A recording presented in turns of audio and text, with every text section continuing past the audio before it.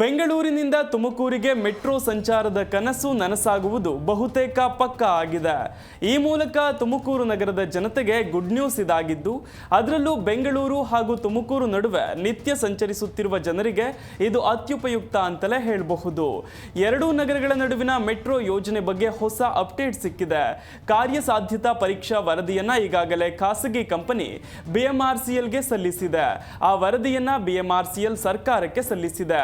56.6 kilometre metro ಮಾರ್ಗದಲ್ಲಿ 25 ಎತ್ತರಿಸಿದ ನಿಲ್ದಾಣಗಳ ನಿರ್ಮಾಣ ಮಾಡಲು ಯೋಜನೆಯನ್ನ ರೂಪಿಸಲಾಗಿದೆ. ಗ್ರೀನ್ ಲೈನ್ ನಲ್ಲಿ ಬರುವ ಮಾದಾವರ ನಿಲ್ದಾಣದಿಂದ ಪ್ರಾರಂಭವಾಗುವ ಮೆಟ್ರೋ ಮಾರ್ಗವು ಶಿರಾ ಗೇಟ್ ವರೆಗೆ ಮೆಟ್ರೋ ಮಾರ್ಗ ಹಾದು ಹೋಗಲಿದೆ. ತುಮಕೂರಿಗೆ ನಮ್ಮ ಮೆಟ್ರೋ ವಿಸ್ತರಣೆಯಾಗಿದ್ದೇ ಆದಲ್ಲಿ ಇದೇ ಮೊದಲ ಬಾರಿಗೆ ಬೆಂಗಳೂರಿನಿಂದ ಮತ್ತೊಂದು ಜಿಲ್ಲೆಗೆ ಮೆಟ್ರೋ ಸಂಚಾರ ಸಿಕ್ಕಂತಾಗುತ್ತೆ.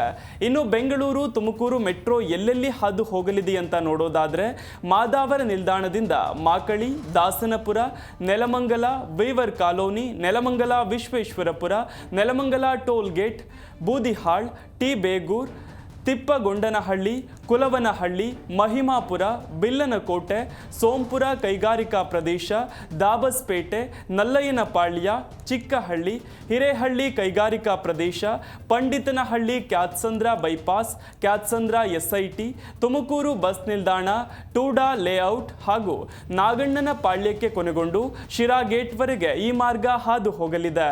ಇದರಿಂದ ತುಮಕೂರಿನ ಅಸಂಖ್ಯಾತ ಪ್ರಯಾಣಿಕರಿಗೆ ಪ್ರಯೋಜನವಾಗಲಿದೆ. ವರದಿಯನ್ನ ರಾಜ್ಯ ಸರ್ಕಾರಕ್ಕೆ ಸಲ್ಲಿಸಲಾಗಿದ್ದು, ಸದ್ಯದಲ್ಲೇ ಸರ್ಕಾರ ಗ್ರೀನ್ ಸಿಗ್ನಲ್ ನೀಡೋ ಸಾಧ್ಯತೆ ಇದೆ.